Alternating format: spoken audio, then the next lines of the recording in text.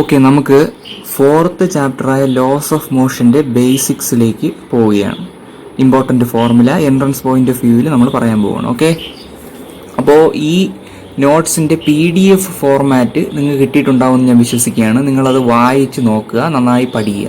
Okay, അപ്പോൾ basic ആയിട്ടുള്ള കാര്യങ്ങളൊന്നും നമ്മൾ എന്ത് ചെയ്യുന്നില്ല, കൂടുതൽ ഊന്നൽ കൊടുക്കുന്നില്ല. നമുക്ക് എൻട്രൻസ് പോയിന്റ് ഓഫ് വ്യൂവിലുള്ള ഫോർമുലാസും കോൺസെപ്റ്റ്സും പ്രോബ്ലം സോൾവിങ് ടെക്നിക്സുമാണ് വേണ്ടത്. നോക്കൂ, ഫോഴ്സ് ആൻഡ് ഇനേർഷ്യ, ഇത് രണ്ടും നിങ്ങൾക്ക് അറിയാം. ഓക്കെ, അതിൻ്റെ യൂണിറ്റ്, അതുപോലെ ഇനേർഷ്യ എന്താണ് എന്നും. അപ്പോൾ നമുക്ക് അതിലേക്ക് കടക്കുന്നില്ല, നിങ്ങൾക്ക് വായിച്ചു നോക്കിയാൽ മനസ്സിലാവുന്നതാണ്. ഓക്കെ, ലീനിയർ മൊമെന്റം എന്താണ്? Okay, by definition the linear momentum of a body എന്താണ്? P = m × v. v എന്താണ്? വെലോസിറ്റിയാണ്, m മാസുമാണ്. ലീനിയർ മൊമെന്റം ഒരു വെക്റ്ററാണ്, അതുപോലെ വെലോസിറ്റി ഒരു വെക്റ്ററാണ്. നോക്കൂ, mv എന്നത് ലീനിയർ മൊമെന്റമാണ്. നോക്കൂ, ഇപ്പൊ നിങ്ങൾ കാണുന്നത് ഒരു ഇമ്പോർട്ടന്റ് റിലേഷനാണ്, അതായത് മൊമെന്റവും കൈനറ്റിക് എനർജിയും തമ്മിലുള്ള റിലേഷനാണ്. നോക്കൂ, P = √2mke. ke എന്ന് പറഞ്ഞാൽ എന്താണ്? കൈനറ്റിക് എനർജി ആണ്, കൈനറ്റിക് എനർജി ആണ്. ഓക്കെ, ഇനി വളരെ പ്രധാനപ്പെട്ട പോയിന്റ്സ് ആണ് ന്യൂട്ടന്റെ ലോസ് ഓഫ് മോഷൻ. അത് നിങ്ങൾക്കറിയാം. ഫസ്റ്റ് ലോ അറിയാം, സെക്കൻഡ് ലോ. നോക്കൂ, സെക്കൻഡ് ലോ എന്താണ് പറയുന്നത്? Second law, the rate of change of linear momentum of an object is directly proportional to the external force applied on it and the change always takes place in the direction of applied force. അത് നിങ്ങൾ കേട്ട് പരിചയിച്ച ഒന്നാണ്, കൂടുതൽ എക്സ്പ്ലനേഷന്റെ ആവശ്യമില്ല എന്ന് തോന്നുന്നു. നോക്കൂ, external force F ഒരു ഒബ്ജക്റ്റിൽ അപ്ലൈ ചെയ്താൽ, നോക്കൂ, by definition, by the Newton's second law of motion, നോക്കൂ, F directly proportional to dp/dt. dp/dt എന്ന് പറഞ്ഞാൽ എന്താണ്? Rate of change of linear momentum ആണ്. ഓക്കെ, നോക്കൂ, അതിൽ നിന്നാണ് F = ma എന്നുള്ള റിലേഷനിലേക്ക് എത്തുന്നത്. ഓക്കെ, ഇനി ന്യൂട്ടന്റെ തേർഡ് ലോ ഓഫ് മോഷൻ നിങ്ങൾക്കറിയാം, to every action there is always an equal and opposite reaction. ഇത് ബേസ് ചെയ്തിട്ടുള്ള പ്രോബ്ലംസ് നമുക്ക് ചെയ്യേണ്ടതായിട്ടുണ്ട്. ഓക്കെ, അത് നമുക്ക് പ്രോബ്ലം ചെയ്യുമ്പോൾ എന്ത് ചെയ്യാം, കുറച്ചുകൂടി ഡീറ്റെയിൽ ആയിട്ട് പറയാം. നോക്കൂ, അടുത്ത ഇമ്പോർട്ടന്റ് കൺസെപ്റ്റ് ആണ് ഇമ്പൾസ്. എന്താണ് ഇമ്പൾസ് അല്ലെങ്കിൽ ഇമ്പൾസീവ് ഫോഴ്സ്? എന്താണ്? ഒരു ലാർജ് ഫോഴ്സ് അല്ലെങ്കിൽ A force of large magnitude acts on an object for a small time interval, the force is called impulsive force. നോക്കൂ, വളരെ വലിയൊരു ഫോഴ്സ് വളരെ ചെറിയ ഒരു സമയത്തേക്ക് ഒരു ബോഡിയിൽ ആക്ട് ചെയ്യുന്നുവെങ്കിൽ ആ ഫോഴ്സിനെ വിളിക്കുന്ന പേരാണ് ഇമ്പൾസീവ് ഫോഴ്സ്. നോക്കൂ, ഇമ്പൾസ് എന്താണ്? ഇമ്പൾസിന്റെ ഫോർമുല നോക്കൂ, vector J = (0 to delta t f dt). Okay, ഇനി വളരെ ഇമ്പോർട്ടന്റ് ആയ ഫോർമുലയാണ് ഇമ്പൾസ് മൊമെന്റം തിയറം. നിങ്ങൾക്ക് അറിയാമത് ഇമ്പൾസ് മൊമെന്റം തിയറം. നോക്കൂ, impulse in a body is equal to the change in momentum of the body. Okay, ഇനി വളരെ ഇമ്പോർട്ടന്റ് ആയ ഒന്നാണ് കൺസർവേഷൻ ഓഫ് ലീനിയർ മൊമെന്റം. ഇത് ഉപയോഗിച്ചുള്ള പ്രോബ്ലംസ് നമുക്ക് ചെയ്യാനുണ്ട്. എന്താണ് conservation of linear momentum? Net external force ഒരു സിസ്റ്റത്തിൽ ഈ ആക്ട് ചെയ്യുന്നില്ല എങ്കിൽ, അല്ലെങ്കിൽ ഒരു സിസ്റ്റത്തിൽ ഫോഴ്സ് ആക്ട് ചെയ്യുന്നില്ല എന്നല്ല, ആ ഫോഴ്സുകൾ ആക്ട് ചെയ്യുന്നുണ്ടായിരിക്കാം, എന്നാൽ നെറ്റ് എക്സ്റ്റേണൽ ഫോഴ്സ്, ആകെയുള്ള എക്സ്റ്റേണൽ ഫോഴ്സ് ഇല്ല എങ്കിൽ ആ സിസ്റ്റത്തിന്റെ ലീനിയർ മൊമെന്റം എന്തായിരിക്കും? കൺസർവ്ഡ് ആയിരിക്കും. അതിന്റെ മാത്തമാറ്റിക്കൽ സ്റ്റേറ്റ്മെന്റ് ആണ് എവിടെ പറഞ്ഞിരിക്കുന്നത്? അവിടെ പറഞ്ഞിരിക്കുന്നത്. ഓക്കെ, അടുത്ത ഇമ്പോർട്ടന്റ് കൺസെപ്റ്റ് ആണ് recoil of a gun. Recoil of a gun, ഇത് എന്ത് ബേസ് ചെയ്തിട്ടാണ് ഈ പറയുന്നത്? ലോ ഓഫ് കൺസർവേഷൻ ഓഫ് മൊമെന്റവും തേർഡ് ലോയും ബേസ് ചെയ്തിട്ടാണ് ഈ റീകോയിൽ ഓഫ് എ ഗൺ എന്നുള്ള കൺസെപ്റ്റിലേക്ക് വരുന്നത്. നോക്കൂ, നോക്കൂ, നിങ്ങൾക്ക് ഒരു ഇക്വേഷൻ അവിടെ കാണാൻ പറ്റും, M × V plus m × v = 0. ഇവിടെ M ഗണ്ണിന്റെ മാസ് ആണ്, V ഗണ്ണിന്റെ വെലോസിറ്റി ആണ്, m ബുള്ളറ്റിന്റെ മാസ് ആണ്, v ബുള്ളറ്റിന്റെ വെലോസിറ്റി ആണ്. അപ്പൊ നോക്കൂ, law of conservation of momentum അനുസരിച്ച് ബുള്ളറ്റ് ഫയർ ചെയ്തതിന് മുമ്പ് എന്താണ്? ആ സിസ്റ്റത്തിന്റെ മൊമെന്റം 0 ആയിരുന്നു. ഫയർ ചെയ്തതിന് ശേഷമോ ഗണ്ണ്, അതായത് ബുള്ളറ്റ് മുമ്പോട്ട് പോകുമ്പോൾ ഗൺ എന്ത് ചെയ്യും? പുറകിലേക്ക് റീകോയിൽ ചെയ്യും. അത് തേർഡ് ലോയിൽ നിന്നാണ്. അപ്പൊ നോക്കൂ, law of conservation of momentum അവിടെ അപ്ലൈ ചെയ്തുകൊണ്ട് ആ ഇക്വേഷൻ എഴുതിയിരിക്കുന്നു. നോക്കൂ, ടോട്ടൽ മൊമെന്റം ഇനീഷ്യൽ മൊമെന്റം 0 ആയി, ഫൈനൽ മൊമെന്റവും ഇനീഷ്യൽ മൊമെന്റവും തുല്യമാകണം. അതാണ് law of conservation of momentum പറയുന്നത്. അതിൽ നിന്ന് ഗണ്ണിന്റെ വെലോസിറ്റി ഡിറ്റർമിൻ ചെയ്തിട്ടുണ്ട്. നോക്കൂ, ആ ഇക്വേഷനിൽ നിന്ന് നിങ്ങൾക്ക് മനസ്സിലാവും M into V plus small M into small V equal to 0. അത് ലോ ഓഫ് കൺസർവേഷൻ ഓഫ് മൊമെന്റത്തിൽ നിന്ന് എഴുതിയിരിക്കുന്നു. അതിൽ നിന്ന് നമ്മൾ എഴുതിയ ഇക്വേഷൻ റിലേഷൻ ആണ് capital V is equal to minus M into small V divided by M എന്ന്. അപ്പൊ ഇത് കണ്ടുപിടിക്കുന്നത് എന്താണ്? ഗണ്ണിന്റെ വെലോസിറ്റിയാണ്. ഓക്കെ, ഇനി അടുത്തതായി പറയാനുള്ളതാണ് വളരെ ഇമ്പോർട്ടന്റ് ആയ ഒരു ന്യൂട്ടൺസ് ലോസ് ഓഫ് മോഷന്റെ ആപ്ലിക്കേഷൻസ് ആണ്. വളരെ പ്രധാനപ്പെട്ട പോർഷൻ ആണ്. നോക്കൂ, apparent weight of N object in A moving lift. ഇത് സെപ്പറേറ്റ് ആയി നിങ്ങൾക്ക് എന്ത് ചെയ്തിട്ടുണ്ട്? PDF-ൽ തന്നിട്ടുണ്ട്. ഈ നോട്ടിന് പുറമെ സെപ്പറേറ്റ് ആയി ഡീറ്റെയിൽഡ് ആയിട്ടുള്ള ഒരു നോട്ട് നിങ്ങൾക്ക് PDF-ൽ തന്നിട്ടുണ്ട്. ഓക്കെ, അത് നിങ്ങൾ എന്ത് ചെയ്യുക? നന്നായി അത് നമുക്ക് അടുത്ത വീഡിയോയിലൂടെ പരിചയപ്പെടാവുന്നതാണ്. Okay, thank you. ഓക്കെ, അടുത്തത് വളരെ പ്രധാനപ്പെട്ട പോർഷനാണ് apparent weight of a person in an elevator or lift. നമുക്ക് ആദ്യം എന്ത് ചെയ്യാം? ഒരു പിക്ചർ നോക്കാം. റെസ്റ്റിലിരിക്കുന്ന ഒരു എലിവേറ്റർ അല്ലെങ്കിൽ ലിഫ്റ്റിലെ പിക്ചറാണ്. നോക്കൂ, ഇതാണ് ആ പേഴ്സന്റെ സെന്റർ ഓഫ് ഗ്രാവിറ്റി. അദ്ദേഹത്തിന്റെ ടോട്ടൽ വെയിറ്റ് ആക്ട് ചെയ്യുന്ന പോർഷനായി അസ്യൂം ചെയ്യപ്പെടുന്നതാണ്, പോയിന്റായി അസ്യൂം ചെയ്യപ്പെടുന്നതാണ് സെന്റർ ഓഫ് ഗ്രാവിറ്റി, സിമ്പിളായി പറഞ്ഞാൽ. അപ്പൊ നോക്കൂ, mg എന്നാൽ ആ മനുഷ്യനെ എർത്ത് എന്ത് ചെയ്യാണ്? എർത്തിന്റെ സെന്ററിലേക്ക് അട്രാക്ട് ചെയ്യുന്ന, അല്ലെങ്കിൽ the force with which an object is being attracted towards the centre of the earth is called its weight that is given by mg.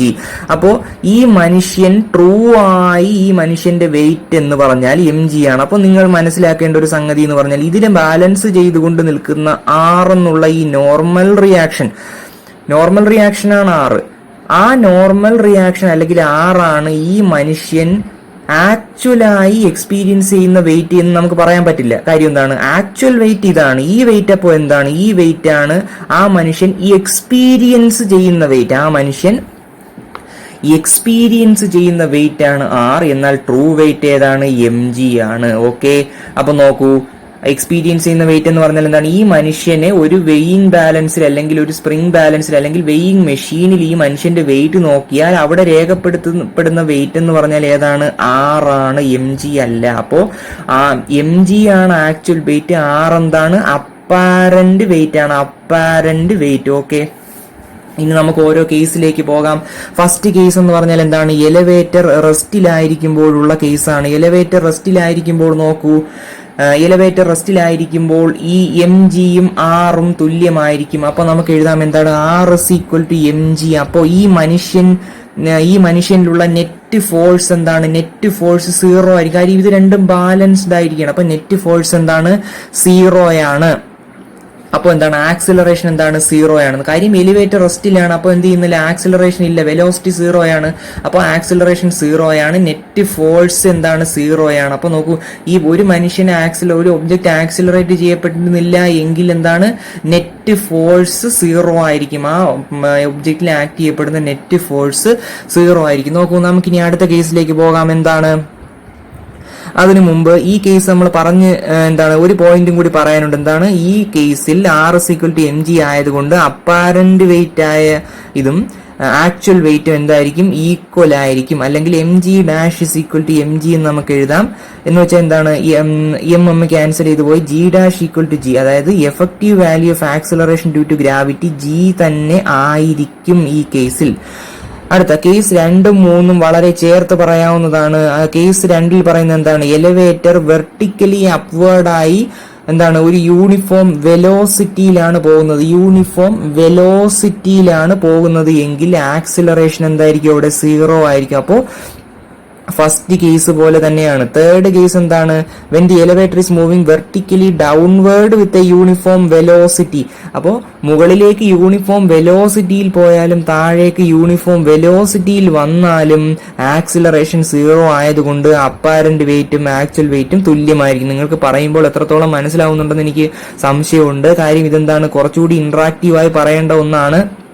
നമുക്ക് എന്ത് ചെയ്യാം? സമയപരിമിതി ഉള്ളതുകൊണ്ട് നമ്മൾ വളരെ വേഗം എന്ത് ചെയ്യുകയാണ്? പറഞ്ഞു പോവുകയാണ്. നിങ്ങൾ എന്ത് ചെയ്യുക? സംശയങ്ങളെല്ലാം PDF നോക്കി നന്നായി തീർത്ത് പോവുക. ഓക്കെ, അപ്പോൾ കേസ് 4 നോക്കൂ. കേസ് 4 എന്താണ്? Elevator is moving vertically upward with a uniform acceleration A. അപ്പോൾ എന്താണ്? വെർട്ടിക്കലി അപ്വേർഡ്, മുകളിലേക്ക് ഒരു യൂണിഫോം ആക്സിലറേഷനോട് കൂടിയാണ് ഈ എലിവേറ്റർ പോകുന്നത്. അപ്പോൾ ഈ പറഞ്ഞ കേസുകളിലെല്ലാം എന്താണ് വ്യത്യാസം വരും? അത് നമുക്ക് എന്ത് ചെയ്യുക? ഡീറ്റെയിൽഡ് ആയിട്ട് നോക്കേണ്ടതുണ്ട്. നോക്കൂ, ആ കേസിൽ എന്ത് വരും? ഈ കേസിൽ എലിവേറ്റർ എന്താണ്? Moving up with a uniform acceleration. നോക്കൂ, മുകളിലേക്കാണ് എന്ത്? മോഷൻ. അപ്പോ ഏത് കമ്പോണന്റ് ആയിരിക്കും, അല്ലെങ്കിൽ ഏത് എന്താണ്, ആർ ആണോ എം ജി ആണോ ഇവിടെ കൂടുതൽ? മോഷൻ മുകളിലേക്കാണ്. അപ്പൊ ഇത് ഇങ്ങോട്ടുള്ള എന്താണ്? ഫോഴ്സ് കൂടിയാലേ അങ്ങോട്ട് എന്ത് ചെയ്യൂ? ആക്സിലറേറ്റ് ചെയ്യപ്പെടും. അപ്പൊ ആർ എന്താണ്? എം ജിയേക്കാൾ കൂടുതലാണ്. അപ്പൊ എന്ത് ചെയ്യാൻ പറ്റും? നമുക്ക് എന്ത് പറയാം? ആർ അപ്പാരന്റ് വെയിറ്റ് ആണ്, നമ്മൾ തുടക്കത്തിലേ പറഞ്ഞതാണ്. അപ്പോ അപ്പാരന്റ് വെയിറ്റ് ആക്ച്വൽ വെയിറ്റിനേക്കാൾ കൂടും. എപ്പോ? എലിവേറ്റർ മുകളിലേക്ക് ഒരു യൂണിഫോം ആക്സിലറേഷനോട് കൂടി പോകുമ്പോൾ. ഓക്കെ, വ്യക്തമായി എന്ന് മനസ്സിലാക്കുക. അപ്പൊ നോക്കുക, റിസൾട്ടന്റ് ഫോഴ്സ് എന്താണ്? ആർ മൈനസ് എം ജി ആയിരിക്കും. ആർ കൂടുതലാണ്, എം ജി കുറവാണ്. അപ്പോൾ ആ മനുഷ്യൻ എക്സ്പീരിയൻസ് ചെയ്യുന്ന റിസൾട്ടന്റ് ഫോഴ്സ് എന്താണ്? ആർ മൈനസ് എം ജി ആണ്. ആ റിസൾട്ടന്റ് ഫോഴ്സ് ഉള്ളത് കൊണ്ടാണ് എന്ത് ചെയ്യുന്നത്? മുകളിലേക്ക് പോകുന്നത്. നോക്കൂ, റിസൾട്ടന്റ് ഫോഴ്സിനെ എപ്പോഴും നിങ്ങൾക്ക് എന്തെന്ന് എഴുതാം? F is equal to M A എന്ന് എഴുതാം. അപ്പോൾ ഈ ഇവിടെ നമുക്ക് എന്ത് കൊടുക്കാം? എം എ എന്ന് സബ്സ്റ്റിറ്റ്യൂട്ട് ചെയ്യാം. അപ്പോൾ R is equal to M G plus M A എന്ന് കിട്ടുന്നു. പെട്ടെന്ന് പറഞ്ഞു പോവുകയാണ്. അപ്പോൾ ഈ കേസിൽ എന്താണ്? ആക്ച്വൽ വെയിറ്റിനേക്കാൾ കൂടുതലാണ് അപ്പാരന്റ് വെയിറ്റ്. അപ്പോൾ പാസഞ്ചറിന് അല്ലെങ്കിൽ ആ മനുഷ്യന് എന്ത് തോന്നും? അദ്ദേഹത്തിന്റെ വെയിറ്റ് കൂടിയതായി തോന്നും. നോക്കൂ, ആറിന് നമ്മൾ കൊടുക്കുന്നതാണ് M G dash, that is equal to M G plus M A. അപ്പൊ നോക്കൂ, ആക്സിലറേഷൻ ഡ്യൂ ടു ഗ്രാവിറ്റിയുടെ വാല്യൂ കൂടിയില്ലേ? ജി പ്ലസ് എ ആയി. എം ക്യാൻസൽ ചെയ്ത് പോയി, ജി പ്ലസ് എ ആയി. അപ്പൊ നോക്കൂ, effective value of acceleration due to gravity ജിയേക്കാൾ കൂടുതലാണ് എന്ന് കിട്ടും. അടുത്ത കേസ് 5 നോക്കിക്കേ. ഇതിന്റെ നേരെ എതിരാണ്, അതായത് elevator moving downward with a uniform acceleration ആണ്. അപ്പൊ നോക്കൂ, താഴേക്കാണ് മോഷൻ. അപ്പോൾ എം ജി ആണ് ആറിനേക്കാൾ കൂടുതൽ. അപ്പൊ നോക്കൂ, അത് നമ്മൾ എഴുതുന്ന റിസൾട്ടന്റ് ഫോഴ്സ് അപ്പൊ എന്തായിരിക്കും? എം ജി മൈനസ് ആർ ആയിരിക്കും. അപ്പൊ M A is equal to M G minus R is equal to M G minus M A. അപ്പൊ ഈ കേസിൽ എന്താണ്? പാസഞ്ചറിന് അദ്ദേഹത്തിന്റെ വെയിറ്റ് കുറഞ്ഞതായി തോന്നുന്നു. അപ്പൊ നോക്കൂ, അടുത്തതായി നമ്മൾ കണ്ടുപിടിക്കാൻ പോകുന്നത് effective value of acceleration due to gravity ആണ്. അപ്പൊ M G dash is equal to M G minus M A, that is equal to എന്താണ്? M G dash is equal to M into G minus A or G dash is equal to G minus A. അപ്പൊ നമുക്ക് മനസ്സിലാവുന്ന എന്താണ്? The effective value of acceleration due to gravity is less than G. ജിയേക്കാൾ കുറവായിരിക്കും. നോക്കൂ, അടുത്തത് freely falling elevator. നോക്കൂ, എലിവേറ്ററിന്റെ cable break ചെയ്ത് പോയാൽ എന്ത് ചെയ്യുന്നു? അത് ഫ്രീ ഫാളിലായിരിക്കും. ഫ്രീ ഫാളിലെ ആക്സിലറേഷൻ എന്ന് പറഞ്ഞാൽ എന്താണ്? ജി ആണ്. അപ്പോൾ എക്ക് പകരം ജി കൊടുക്കുമ്പോൾ ഇവിടെ എന്ത് കിട്ടുന്നു? G minus G equal to 0. അപ്പൊ നമ്മൾ മനസ്സിലാക്കേണ്ടത് എന്താണ്? Apparent weight of the person will be 0. പാസഞ്ചറിന് അല്ലെങ്കിൽ ആ മനുഷ്യൻ എന്താണ്? താൻ വെയിറ്റ്ലെസ് ആയി, ഭാരമില്ലാത്ത അവസ്ഥ ആ പേഴ്സണ് വരുന്നു എന്നാണ് പറയുന്നത്. ഓക്കെ, അപ്പൊ നിങ്ങൾക്ക് ഇത്രയും കാര്യം എന്താണ്? വ്യക്തമായി എന്ന് ഞാൻ മനസ്സിലാക്കുകയാണ്.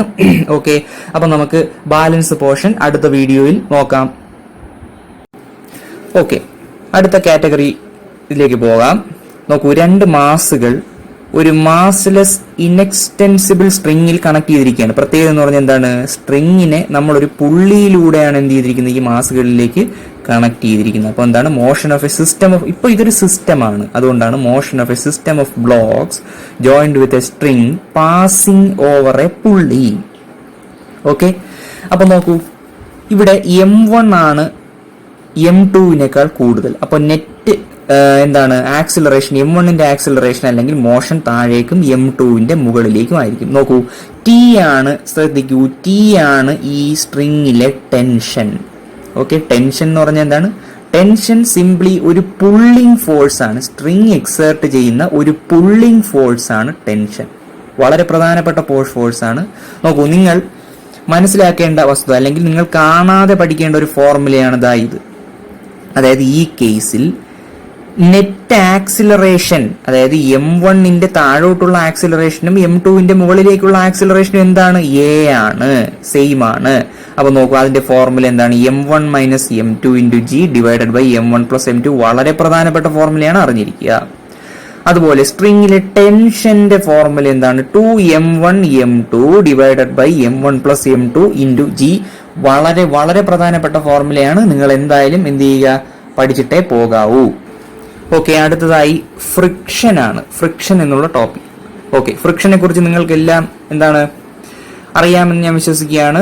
തിയററ്റിക്കലി എന്താണ്, നിങ്ങൾ ആ PDF നോക്കി വായിച്ചു നോക്കുക. സ്റ്റാറ്റിക് ഫ്രിക്ഷൻ എന്താണ്, ലിമിറ്റിംഗ് ഫ്രിക്ഷൻ എന്താണ്, ലോസ് ഓഫ് ലിമിറ്റിംഗ് ഫ്രിക്ഷൻ നോക്കൂ. വളരെ പ്രധാനപ്പെട്ട ഒരു ഫോർമുലയാണ്. നോക്കൂ, ലിമിറ്റിംഗ് ഫ്രിക്ഷൻ FL = μ × n എന്ന് വെച്ചാൽ എന്താണ്, ലിമിറ്റിംഗ് ഫ്രിക്ഷൻ നോർമൽ റിയാക്ഷന് പ്രൊപ്പോർഷണൽ ആയിരിക്കും. നോർമൽ റിയാക്ഷൻ, രണ്ട് സർഫസുകൾ തമ്മിൽ ആക്ട് ചെയ്യുന്ന ഫോഴ്സ് ആണ് friction.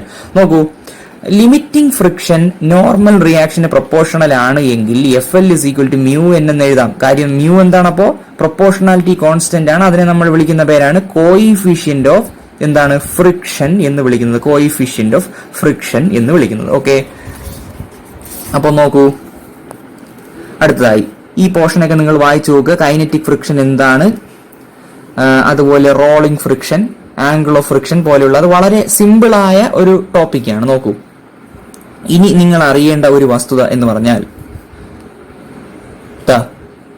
Acceleration of A block sliding down A rough inclined plane. നോക്കൂ, ഒരു റഫ് ഇൻക്ലൈൻഡ് പ്ലെയിൻ, ആ പ്ലെയിനിന്റെ ആംഗിൾ ആണ് ഫൈ എന്ന് പറയുന്നത്. ഫൈ ആണ് ഈ പ്ലെയിനിന്റെ ആംഗിൾ ആണ്. ഈ പ്ലെയിനിന്റെ ആംഗിൾ ആണ് എന്ത്, ഫൈ.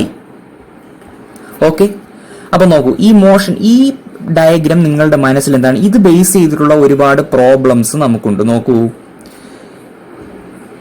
ഇതാണ് സെന്റർ ഓഫ് ഗ്രാവിറ്റി. ഇതാണ് സെന്റർ ഓഫ് ഗ്രാവിറ്റി. അപ്പോൾ ഏതെങ്കിലും ഒരു ഇൻസ്റ്റന്റിൽ നമ്മൾ നോക്കിക്കഴിഞ്ഞാൽ mg എന്ന ഇതിന്റെ വെയിറ്റ് എങ്ങനെയാണ്, പെർപെൻഡിക്കുലർ, ഇങ്ങോട്ട് താഴോട്ടാണ്, ഡൗൺവേർഡ്സ് ആണ്. ഓക്കെ, സ്ട്രെയിറ്റ് ഡൗൺ ആണ്. അപ്പോൾ ഈ mg നമ്മൾ രണ്ട് കമ്പോണൻസ് ആക്കി റിസോൾവ് ചെയ്യുന്നു. എന്താണ്, ഏതൊക്കെയാണ് കമ്പോണൻസ്? ഒന്ന് mg cos φ, ഒന്ന് mg sin φ. mg cos φ എന്നത് ആരുമായി ബാലൻസ് ചെയ്തോളും? നോർമൽ റിയാക്ഷനുമായി ബാലൻസ് ചെയ്തോളും. ഓക്കെ, നോർമൽ റിയാക്ഷനുമായി ബാലൻസ് ചെയ്തോളും.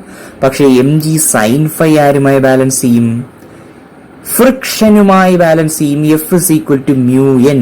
μn ആണ് n. ഓക്കെ, n എന്ന് പറഞ്ഞാൽ എന്താണ്? അപ്പോ mg sin φ അല്ലെങ്കിൽ sin θ, ഇവിടെ തീറ്റ വന്നാൽ sin θ. അപ്പൊ n ന്റെ ഫോർമുല എന്താണ്? mg sin θ.